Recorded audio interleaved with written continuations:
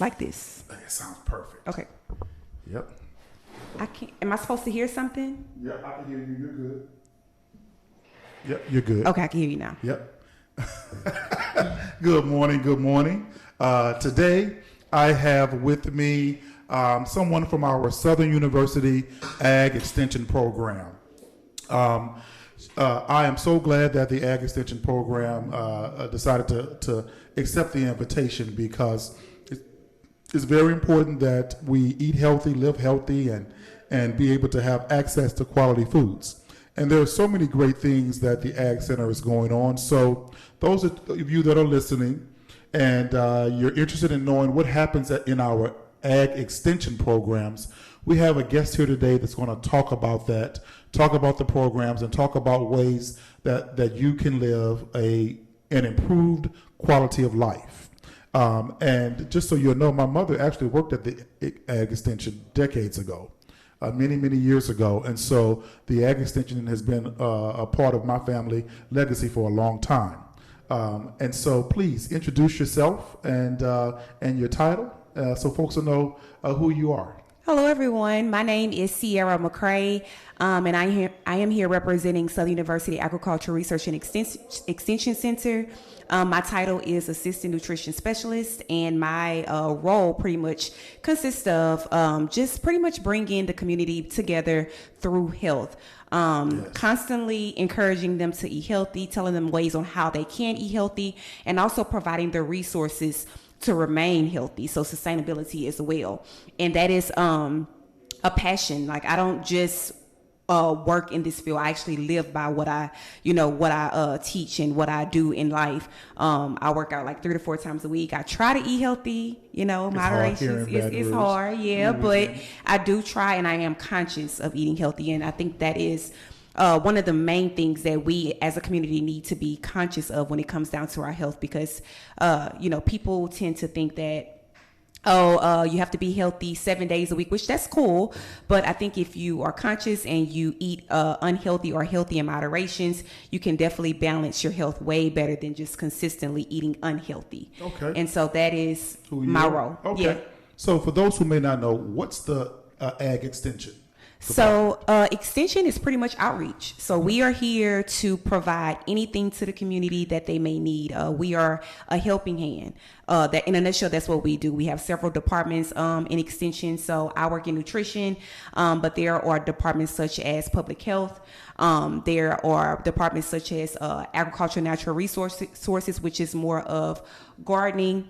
And then there is also parenting. So there are a ton of different departments that extension does, and we target different areas in the community that needs us. And so our main goal and main passion is to pretty much be in the community and be outreach, be helping hands, and be there for anything that they need. Better life. Of course. And you all are located on the campus of Southern University? Yes, we are located on the campus of Southern University. We all have different connects as far as like emails and phone numbers to connect with us, but I'm pretty sure if you connect with one person in extension, you've connected with everyone, because it's nothing to, find the specific department that you need for your specific organization or the community resources that you may need. Okay, great. Well, on here on our show, What's Going On, this summer we've been highlighting the need for us to live healthier lives, eat healthier lives. What are some of the promising practices or recommendations that you would give to folks who are out there who are trying to live a healthier life, maybe lose some weight, maybe take care of their bodies better, or they may be dealing with some type of chronic disease, and so they need some help in overcoming it. We know that diabetes and heart disease are very prevalent in our African American community. So what would you give someone, or what are some best practices or some things that you'd recommend to those who want to live a better, healthy, quality life? The number one thing when people ask me this question, I always say portion control. That's the number one. I know we love to have our plates full. Yes. And like I said before, there's nothing wrong with enjoying yourself or treating yourself to things that you like to put on your palate, but also you have to be mindful. So mindful eating and portion control, to me, is the number one way to remain healthy and also lose weight. Now, portion control. Yes, portion control. control. So portion control is the intellectual term, is stop filling your plate up with so much food Yes. and overdoing it. And also, Until you need 2 plates to hold up all that food. of course, Portion control. Exactly. And even when you do portion control, make sure something on your plate is green. In my household, that's a rule. My fiance knows, like, I'm not cooking no red beans and rice or gravy without something green. Like, So that green is important. Yes, green for every vegetables meal. are very dark green leafy vegetables are important. And I'm not talking about with the salt meat and the pickleback pork and all that. I'm talking about straight up greens. You know what I'm saying? So that is something that we lack. We do lack. You know, we're used to having, corn, which corn is fine, but it's something about that dark green leafy vegetable that gives us the iron, and it also helps us to burn fat. I know you mentioned what are some ways to lose weight. So another one is also partaking in physical activity. You know, after you've had your portion control, go take a walk. One tip that I do, for an example, if I go out to eat and I know I'm about to eat unhealthy, I park far. And so I that like gives that. me the range to kind of, walk it off, quote unquote. And then also me and my coworkers, when we go have lunch in Mayberry, we walk to the cafeteria, which means you got to walk back. So things like Smart. things like that can help you to be a better person and be healthy. Balance. As far as living a healthy lifestyle. You don't have to go run a 5K to be healthy. You know, you can literally, just like I said, park far when you're going into the mall, or park far when you know you're about to go eat unhealthy. Walk to your mailbox. I know, my mailbox is not in front of my house, but I have like a mailbox parcel area. So walk there. Don't drive your car there. So things like that definitely can, spark an interest in being healthy. I don't know if listeners have Apple Watches. Challenge your friends to, turn on your Apple Watch and y'all count y'all steps together. Hold yourselves accountable. I'm really big on accountability as far as living healthy, and having that partner to kind of say, hey, we haven't challenged ourselves today, or we haven't challenged ourselves this week, so that means next week we got to go harder. So that's all in it. It's not doing anything rigorous. It's all about simplicity and consistency. So you talk about, and I love these recommendations you're giving. I'm so glad that we connected. You talk about walking, and you talk about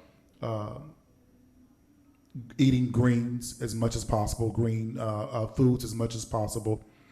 From what I've heard, sugar is the enemy to a healthy lifestyle. Yes. And I've done the research, and I see that sugar is in so many things.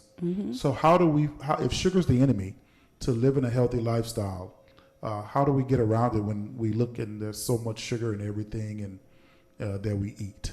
So I like that you mentioned sugar, and I want listeners to really hound in on this part, what I'm about to say. Like, I'm drinking this tea right now, but I didn't put any sugar in it because, everybody's saying sugar's not good for you. Yes. So, talk to this battle that we have with sugar.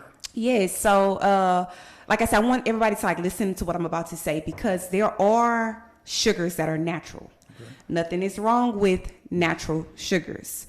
But when you have added sugars, that's where we go left. And so one key thing that I will encourage listeners and viewers to look at is when they're in the grocery store shopping, there's something called a nutrition facts label. When you turn that over to the back, it's more than likely black and white. And there's a section called sugar, and it'll tell you how many grams of sugar is in a specific food. And then if you look underneath it, it's going to say included sugars or added sugars. That is what you really, really need to hound in on. So that's the dangerous part. That is the dangerous part. And there are natural sweeteners that you can use. You can use honey. That is something that you can put into your tea or your coffee to make it sweeter. You don't have to have bland food to be unhealthy, but sugar is definitely something that we fail to realize. And another thing that is really big in sugars is carbs too. We think of sugars as desserts or coffee or tea, but carbs definitely has a lot of sugar as well. And so that's one of my downfalls. I'm a carb girl. I love carbs. Anything pasta, rice, French fries. I love carbs, but I don't like desserts. But like I just said, sugars are still in your carbs, so you still have to monitor both. And so people just need to be aware of all of the specific areas of eating healthy, but sugar is definitely, like you said, number one. And that's a tip that they can do is to look at the nutrition facts label and see how much sugar is in that food or that item. And also the added sugar is really what you want to look at. It's really what's dangerous. Yes. And I'm glad you said that because I hate drinking water, but I've also heard that it's a must. Yeah.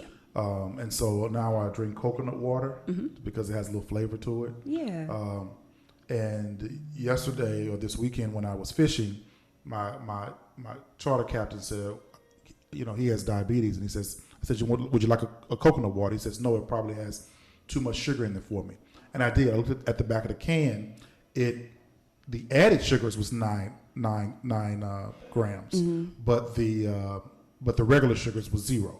So I'm glad to know that now I can. And I was worried about that. I said, man, everything I drink has sugar in it. But I'm glad to know it's the added sugars that we should all be watchful for. Most definitely. Because what about salt? Because in our community, high blood pressure is prevalent, unfortunately. What do you recommend to folks who just gotta add salt, gotta keep adding salt? We live in a community where we love to boil crawfish. We love to season our foods. What are your thoughts about, again, living in South Louisiana and knowing that high blood pressure is so prevalent and salt is a major factor in that? How do we manage that in life? So you manage it the same way. You look at your nutrition facts label and you monitor the amount of grams of sodium. It'll be listed as sodium on the back of the nutrition facts label.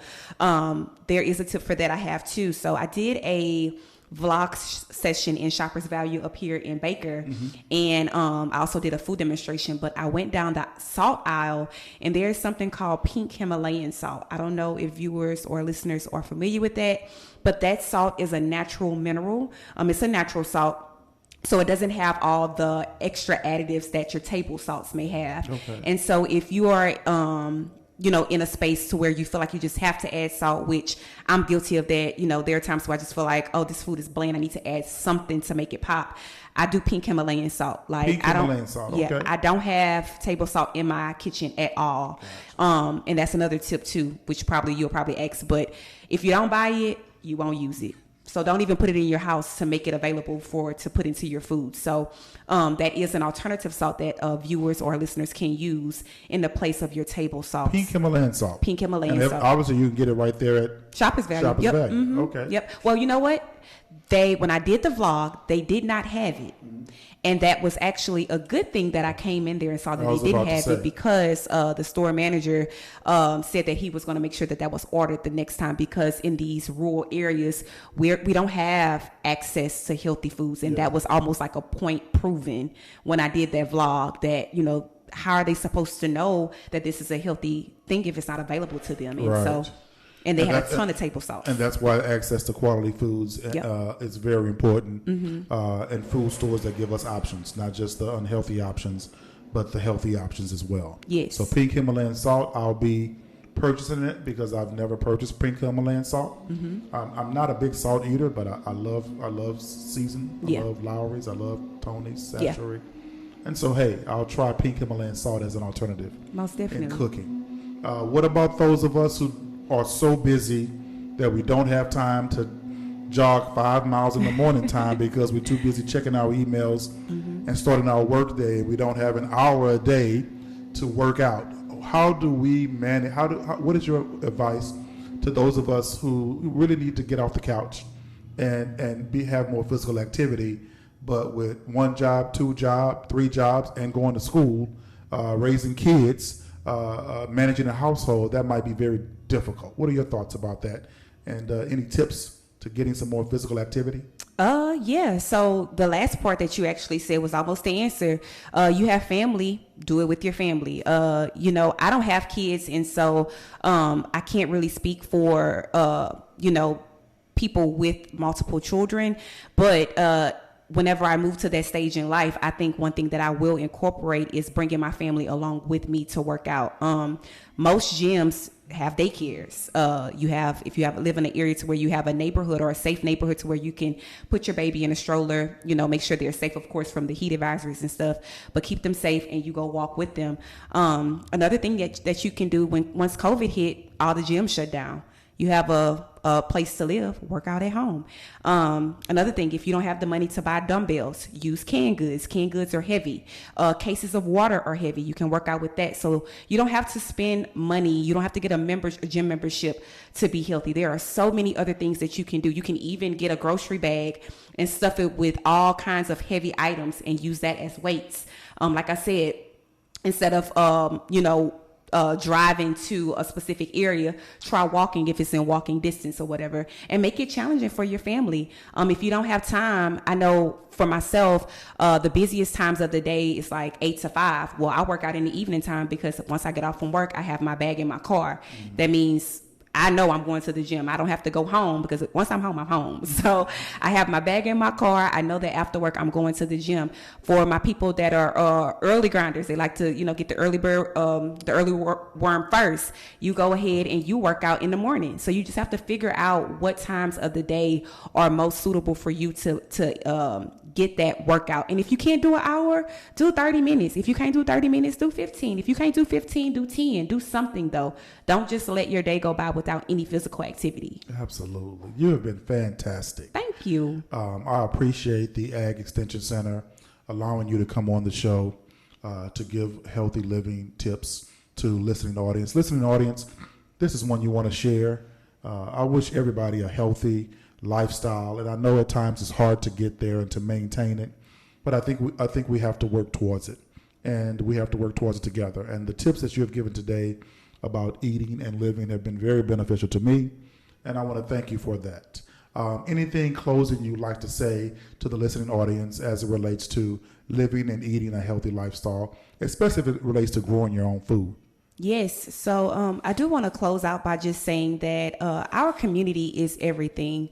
I want our community to really, really hound in on being healthy and taking those actions into choosing the right foods for your body and for your family. I have this thing of breaking generational curses in my family. I have high blood pressure and diabetes. All that stuff runs in my family, and I am adamant. I am like making it a thing. I'm valuing that in my family to break that. I want to break that. I want to be the start of that. And so to the community, I want y'all to like think of these things and say, I want to be that person in my family to change those unhealthy eating habits or those chronic illnesses like we spoke on, and just be conscious of what you're eating. Like I said, you don't have to eat healthy 7 days a week. I don't even do it. And like I said, I'm a nutrition specialist. I went to school for nutrition.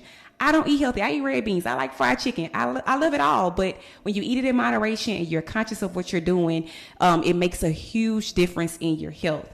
So just make sure that you're just hounding in on that thing. And I know you mentioned the growing part about it. So I don't have a green thumb, y'all. I'm not even going to sit up here and act like I do.